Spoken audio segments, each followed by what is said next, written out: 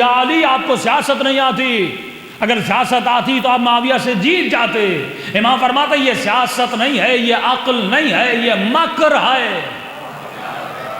علی کو مکر کرنا نہیں آتا، اور یاد رکھو اگر علی سیاست کرنے پر آتے تو عرب میں علی سے بڑا کوئی سیاس نہیں ہوتا، لیکن علی دنیا میں سیاست چمکانے نہیں آئے، دین خدا کو بچانے کے لیے آئے۔ رسول خدا کے جانے کے بعد دو دین بنے، ایک دین وہ جو رسول کا دین تھا، ایک دین وہ جو مسلمان کا دین تھا۔ ایک اسلام علی والا اسلام، ایک اسلام عمرو بن عاص والا اسلام۔ علی کا اسلام یہ تھا کہ نگاہوں میں حیا رکھو، یہ علی کا اسلام تھا نا کہ نگاہوں میں حیا رکھو، کسی بدن کو بغیر لباس کے نہ دیکھو۔ اور ایک اسلام عمرو بن عاص کا تھا اگر جان بچانی ہے تو کپڑے اتار دو۔ یہ عمرو کا اسلام تھا نا کہ جب مولا علی نے جنگ صفین میں امیر شام کے لشکر کے پانی پہ حملہ کیا اور پانی پر قابض ہو گئے تو لوگوں نے کہا یا علی اب تو یہ جنگ ہار گئے۔ لوگ عمرو بن عاص کے پاس آئے، عمرو ہم تو جنگ ہار گئے، سپاہی کتنی دیر پیاس کو برداشت کریں گے، اور پانی نہیں ہوگا تو جنگ کیسے لڑیں گے؟ عمرو نے کہا گھبرانے کی ضرورت نہیں، علی کسی پہ پانی بند نہیں کرتا۔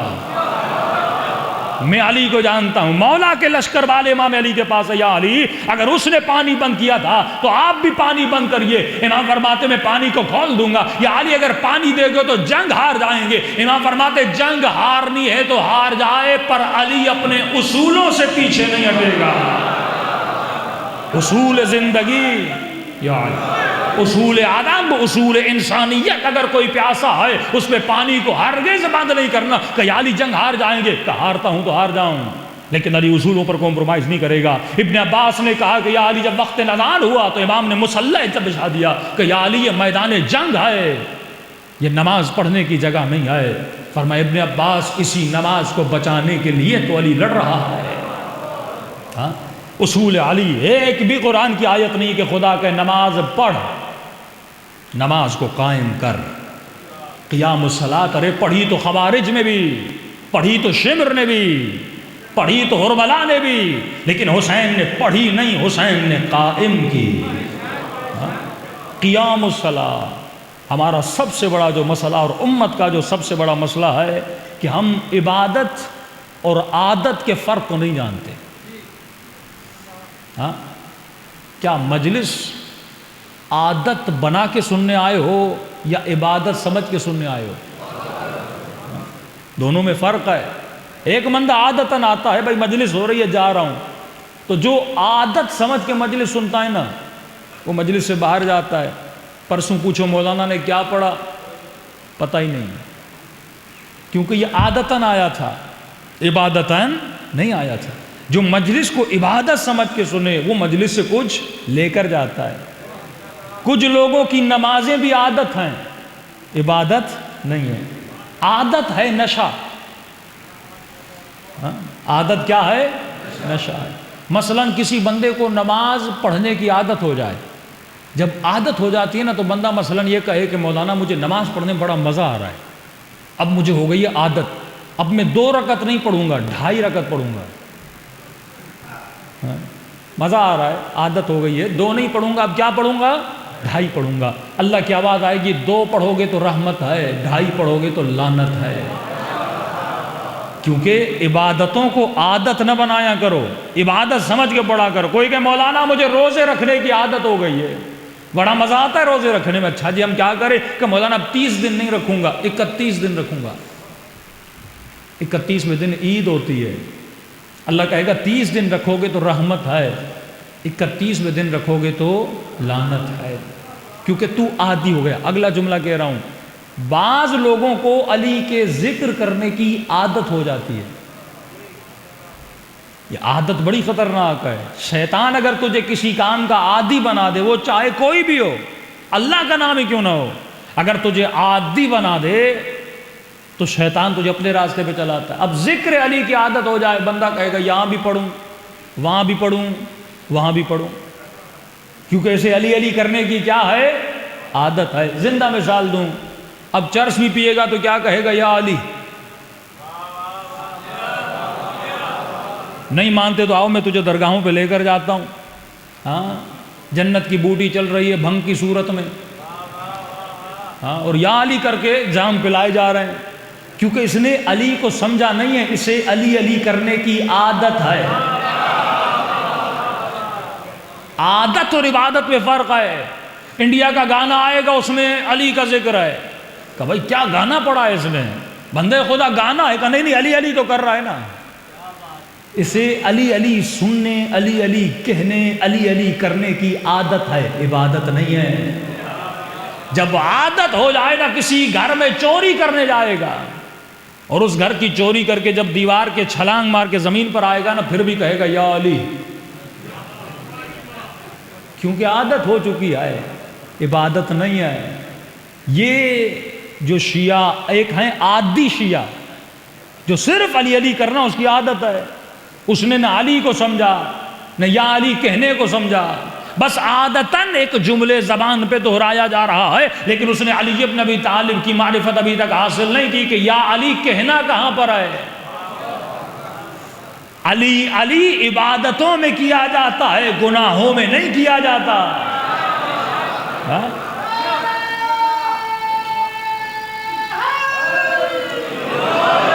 یہ زندہ مثال آپ کو دے رہا ہوں کہ نشہ کرے گا یا علی، کسی گھر میں چوری کرنے جائے گا یا علی۔ ایران میں ایک مولانا صاحب مجلس پڑھ کے رات کو گھر گئے تو کیا دیکھا، گھر میں چور نے مولانا کا سارا سامان جمع کر کے گٹھڑی میں باندھا ہوا ہے۔ اب ایران تو اس کا مطلب یہ ہوا کہ چور بھی شیعہ، مولوی بھی شیعہ، سارا ملک ہی شیعہ ہے، تو چوری کرنے والا بھی شیعہ، اور جس کی چوری کرنے آیا وہ مولانا بھی شیعہ۔ دیکھا سارا سامان باندھ کے ماشاءاللہ بڑی سی گٹھڑی اس نے باندھی ہے، وہ اٹھانا چاہ رہا ہے، اٹھائی نہیں جا رہی۔ مولانا پیچھے سے دیکھ رہے ہیں کہ دیکھوں یہ کرتا کیا ہے۔ اس نے بڑا زور لگا کے کہا یا علی۔ مولوی صاحب آگے بڑھے کہ بندہ خدا، میں نے حسین حسین کر کے جمع کیا، تو ایک یا علی کر کے سارا ہی لے جا رہا ہے۔ تو جس کو علی علی کرنے کی عادت ہو، وہ چرس بھی پیے گا تو یا علی، بھنگ بھی پیے گا تو یا علی، چوری بھی کرے گا تو یا علی۔ اس کا مطلب یہ نہیں کہ علی کا نام لینا کہاں ہے، وہ کہتا ہے بس لوں، کیونکہ اسے عادت ہے۔ فرمایا عادتوں کے غلام نہ بن۔ اب جملہ سننا، اگلا جملہ، کہ اگر کسی کو رات کو جاگنے کی عادت ہو اور باپ کہے کہ بیٹا جلدی سو جا، باپ کا کہنا واجب ہے، ماں کہے تو واجب ہے، بات کو سننا واجب ہے، کہے بیٹا جلدی سو جا، لیکن کیونکہ راتوں کو جاگنے کا عادی ہے، سو تو جائے گا لیکن نیند نہیں آئے گی، کبھی کروٹ یہاں بدلے گا، کبھی وہاں بدلے گا، کبھی موبائل چلائے گا، نیند نہیں آئے گی۔ لیکن واللہ پڑھو تاریخ میں شب ہجرت جب رسول نے علی کو کہا سو جا، میرے مولا فرماتے ہیں ستاروں گواہ رہنا، تم نے کبھی بھی علی کو رات کو سوتے ہوئے نہیں دیکھا۔ اگر علی کو جاگنے کی عادت ہوتی تو شب ہجرت علی کو نیند نہیں آتی، لیکن میرے مولا علی فرماتے ہیں علی کو زندگی میں ایسی میٹھی نیند نہیں آئی جو شب ہجرت علی کو آئی تھی۔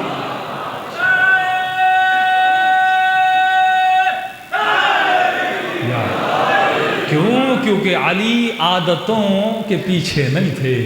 اگر نبی نے کہا سو جا تو علی سو گئے، اور یہ حدیث اور یہ روایت اور یہ واقعہ سب نے سنا کہ اسی جنگ میں جب مولا علی اس ملعون کے سینے پر سوار ہوئے اور اس نے میرے مولا کے چہرے پر لعاب دہن پھینکا، اگر عادت ہوتی تو علی اس کا سر قلم کر دیتے۔ اگر میری کوئی توہین کرے میں عادتاً جواب دیتا ہوں، لیکن علی اس کے سینے سے کھڑے ہو گئے اور دنیا کو ایک پیغام دیا کہ علی عادتوں کا غلام نہیں ہے، علی عبادتوں کا غلام ہے۔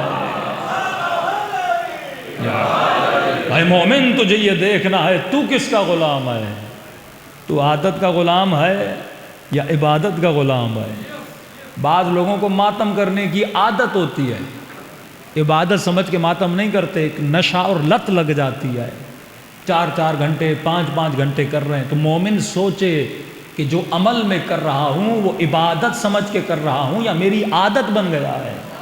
تو عادت اگر بن جائے تو میں اپنی اندر کی خواہش کو پورا کر رہا ہوں، اور اگر عبادت بن جائے میں خواہش خدا کو پورا کر رہا ہوں۔ کہ امام رضا سے پوچھا گیا مولا آپ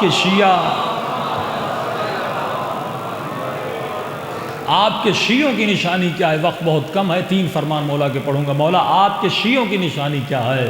امام فرماتے ہیں، غور سے سنیے گا، فرمایا ہم ہیں بدن، ہمارے شیعہ ہیں اس بدن کا سایہ۔ بہت گہرا جملہ، ہم ہیں بدن، ہمارے شیعہ ہیں اس بدن کا سایہ۔ اچھا سایہ امام نے کیوں کہا؟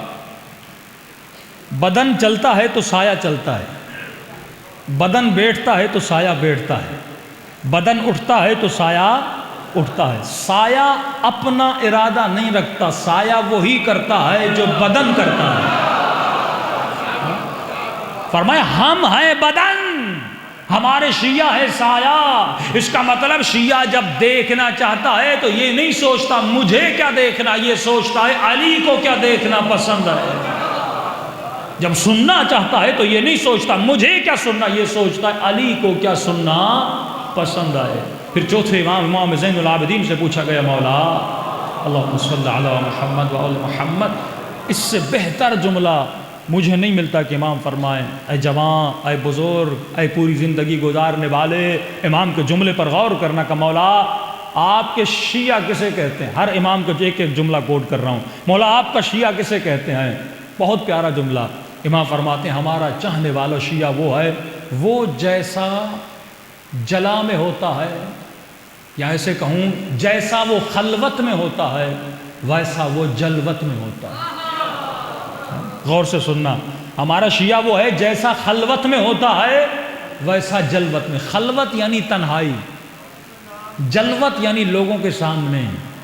ابھی آپ سب لوگ بیٹھے ہیں جلوت میں، مطلب میرے سامنے، لوگوں کے سامنے آپ سب بیٹھے ہیں، ابھی یہاں پر کوئی بھی موبائل نکال کے کوئی گانا نہیں سنے گا، کوئی بھی موبائل نکال کے کوئی گندی چیز نہیں دیکھے گا، کوئی بھی یہاں پر ایک دوسرے کو گالی نہیں دے گا۔ کیوں؟ کیونکہ تم سب کے سامنے ہو۔ امام فرماتے ہیں جیسا ابھی ہے اگر گھر کے اندر بھی ایسا ہے تو علی کا چاہنے والا ہے، اگر بند کمرے میں بھی ایسا ہے تو علی کا چاہنے والا ہے۔ اب مولا علی سے پوچھا گیا مولا آپ کے چاہنے والے کی نشانی کیا ہے؟ واللہ اگر ان 2 صفات پہ شیعہ عمل کر لے کہ کئی نوجوان، کئی بزرگ آتے ہیں مولانا بیٹی کا رشتہ آیا ہے، شادی کروائیں، کس کو بیٹی دیں؟ کاروبار کس کے ساتھ کریں؟ دوستی کس کے ساتھ کریں؟ ممبر پر کس کو بلائیں؟ مختلف چیزیں ہیں نا۔ امام نے 2 جملوں میں خلاصہ کر دیا، کاروبار کرنا ہے، دوستی کرنی ہے، بیٹیوں کا رشتہ کرنا ہے، اور جملہ سننا رسول پاک کا، فرمایا جس نے دنیا کے مال کو دیکھ کر اپنی بیٹی کی شادی کسی گنہگار، کسی شرابی، کسی راشی سے کروا دی، اور یہ مرد اگر مر جائے گا اس کے نام اعمال میں لکھا جائے گا اس نے بیٹی کی شادی نہیں کی تھی بلکہ اپنی بیٹی کا اپنے ہاتھوں سے قتل کر دیا تھا۔ ہاں، اس بیٹی کی کوکھ سے علی والے بچے پیدا ہونے تھے، لیکن تم نے ایک ایسے جوان اور ایسے شخص کے حوالے کر دیا جو شرابی اور کبابی تھا۔ لیکن فرمایا ہرگز اپنی بیٹیوں کی شادیاں ایسوں سے نہ کروایا کرو، دوستیاں ایسوں سے نہ کیا کرو، کاروبار ایسوں سے نہ کیا کرو۔ مولا علی ہم کس سے تعلق بنائیں اور کس سے رشتہ کریں؟ واللہ ان 2 چیزوں پر عمل کرو، زندگی آباد ہو جائے گی۔ کسی جوان نے کہا مولانا، کسی بزرگ نے کہا مولانا ہم نے آپ کی مجلس سنی اور آپ نے کہا کہ شادیاں اپنی بیٹیوں کی متقی لوگوں سے کرواؤ۔ میں نے کہا ہاں میں نے کہا تھا، کہ پھر میں نے تو شادی کروائی لیکن 3 مہینے کے بعد میری بیٹی کی طلاق ہو گئی۔ میں نے کہا متقی سے تمہارا مطلب کیا تھا؟ ہاں، ہم لفظوں کو سنتے ہیں لیکن لفظ کی معانی کا پتہ نہیں ہوتا۔ میں نے کہا متقی سے کیا مطلب؟ کہ مولانا متقی مطلب نمازی ہو۔ میں نے کہا میں نے کب کہا تھا متقی نمازی ہوتا ہے؟ میں نے کب کہا تھا متقی نمازی ہوتا ہے؟ کہ مولانا جوان تھا، روز مسجد میں آتا تھا، نماز پڑھتا تھا، مجلس میں ماتم کرے، عزاداری کرے۔ میں نے کب کہا تھا متقی وہ ہوتا ہے جو نمازی؟ علی نے کب کہا کہ متقی نمازی ہوتا ہے؟